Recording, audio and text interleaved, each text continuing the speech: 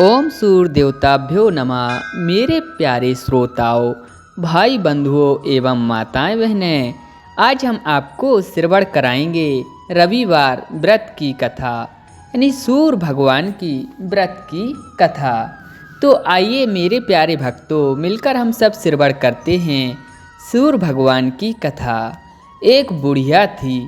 रविवार के दिन वह हमेशा अपने घर को गाय के गोबर से लीपती थी तथा सायंकाल से पहले ही शिव जी की पूजा करती थी तथा पकवान एवं फलों व नैवेद्य से भोग लगाती और स्वयं प्रसाद खाती थी।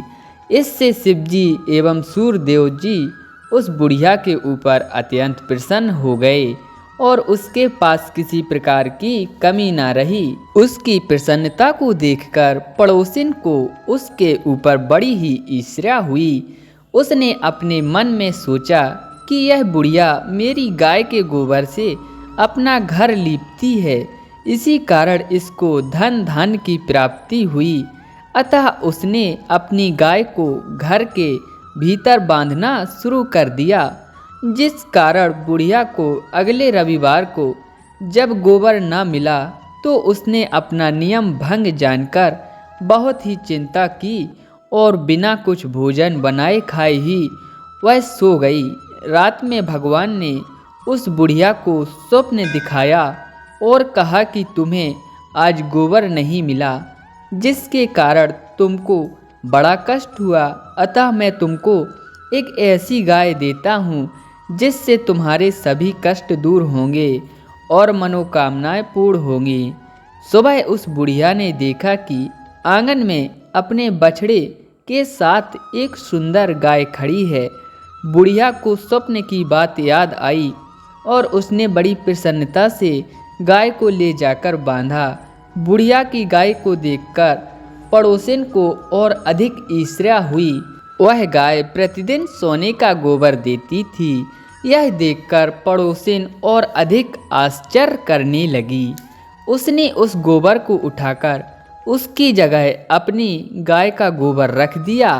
इस प्रकार पड़ोसिन का नित्य कार्य हो गया और बुढ़िया को यह पता भी नहीं था कि उसकी गाय सोने का गोबर करती है।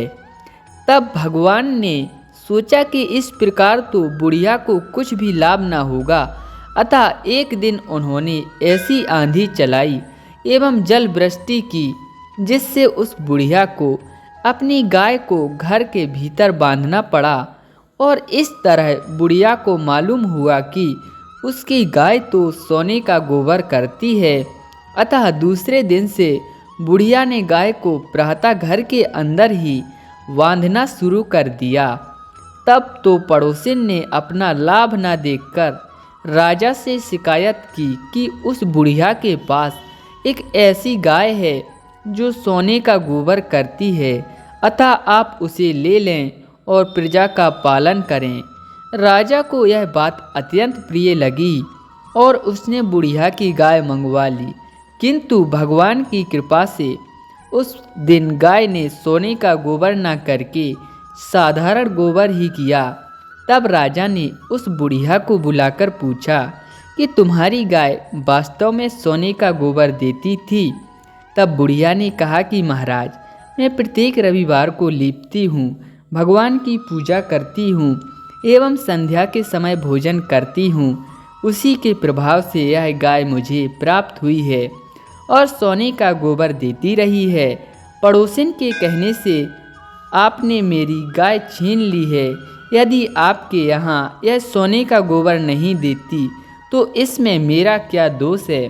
बुढ़िया की बात सुनकर राजा ने उसकी गाय वापस करके उससे क्षमा याचना की। राजा ने पड़ोसिन को दंड दिया तथा संपूर्ण राज्य में घोषणा कर दी कि सभी लोग रविवार को व्रत करें और राजा ने स्वयं यह व्रत आरंभ किया, जिससे राजा और प्रजा प्रसन्न हो गए और राज्य की निरंतर प्रगति हुई। वह धन धन आदि की किसी प्रकार की कमी न रही। इसी प्रकार जो भी नर इस पावन पौराणिक अमृतमयी कथा को अपने श्री मुख से बखान करता है और श्रवण करता है, उसकी सभी मनोकामनाएं भगवान सूर्यदेव की कृपा से पूर्ण हो जाते हैं। बोलिए सूर्यदेव महाराज की जय।